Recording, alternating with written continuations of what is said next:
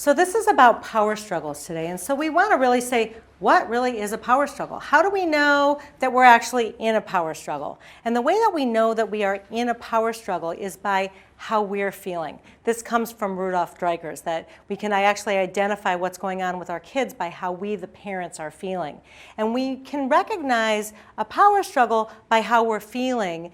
And so, for instance, when our children say to us, like, as the child I said to Karen, you know, when our kids say no and you can't make me, what are we thinking? What are we feeling? Kids with ADHD or autism want to be independent. Try Goalie, the visual scheduler that guides them through routines so you don't have to. Goalie, reinventing routines. Angst, powerless. What else are we feeling? What else? Challenged. Challenged, yes. And when we feel challenged, when our kid says no and you can't make me, what do we want to say to them? Oh, yes, I can. Oh, yes, I can. So when we feel challenged and when we get that, oh, yes, I can feeling, that is the clear indicator that we are in a power struggle. And so in this case, Mom's buttons got pushed in that power struggle, and she became very reactive. And when we become reactive, you know, really what's going on? Do you think this mom said, you know, today or tonight at dinner time, I want to call Lauren into the kitchen, and when she doesn't listen to me, I want to get really mad at her. And I want to threaten her. I want to grab that toy out of her hand, and then I want to punish her. I want to send her to her room. Do you think the mom planned that? Do you think she wanted that? No, not at all. So she didn't choose that. That didn't come from her conscious mind. She didn't say, I want to create this big, bad power struggle. No, it was reactive. It wasn't coming from her conscious mind. Therefore, it was coming from her subconscious mind.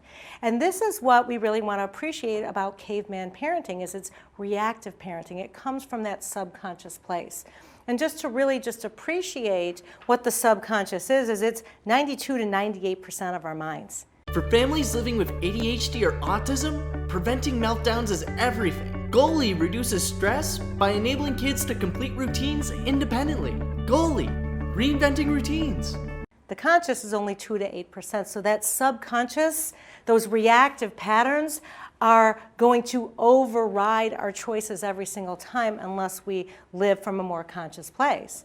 And the subconscious is very powerful. All it is reactive.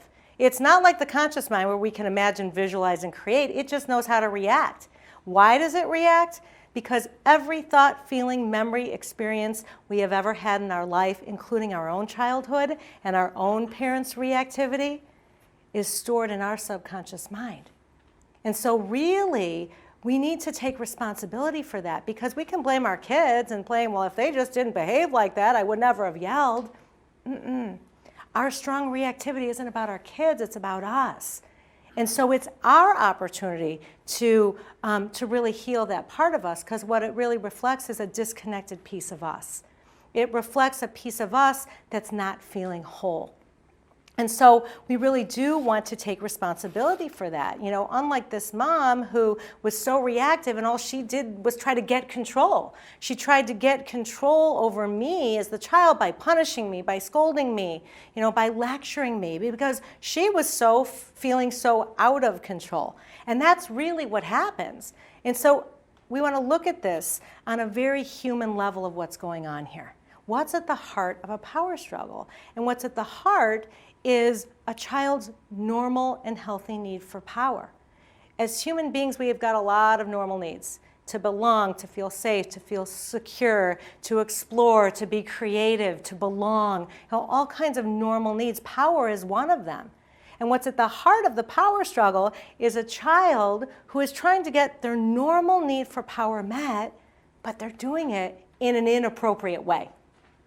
And so kids are going to get their need met one way or another. They're either going to do it appropriately or inappropriately. So it's our job to really recognize what's going on there, and so that we can begin to help meet that normal need in our children for power, but teach them to do it in a more appropriate way.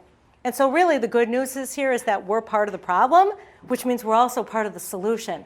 And so with the tools and strategies that we are offering today, you will be able to begin to shift these dynamics, prevent the power struggles, and to be able to get out of them when you're in them.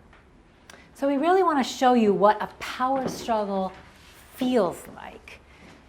And so we're just kind of watch, and as you do this, watch our body language, watch our faces, and watch to see what's happening. Kids with ADHD or autism want to be independent. Try Goalie, the visual scheduler that guides them through routines so you don't have to. Goalie, reinventing routines. Lauren, get dressed. No. I said get dressed. No. Lauren, get dressed. No. Get dressed now. No. Lauren, get dressed. No. Did you see that? It's like I'm telling her something, I'm pushing on her, and she's pushing back. We're just pushing and pushing and pushing. We are locked in. And then what are the options? Well, what we tend to do as parents is we get out more and more weapons so we can push harder. And those weapons are demanding, and we threaten, and we, punish, and we do all of these things. And our children will get their own weapons back too. They've got a whole arsenal. They start rolling their eyes, and they start with the names, and they start with the sassiness, and mimicking us, and all of that. And we just get into this battle. And for us as parents, this is a losing situation. This is no good. We are not going to win. We don't want to fight with our kids. For kids, now this is different for kids. Did anyone notice Lauren? Anyone notice? Laughing. Yeah. This is actually fun for kids. So while we're ready to lose it now, we're sweating and we've got this, this is great. They've got the power.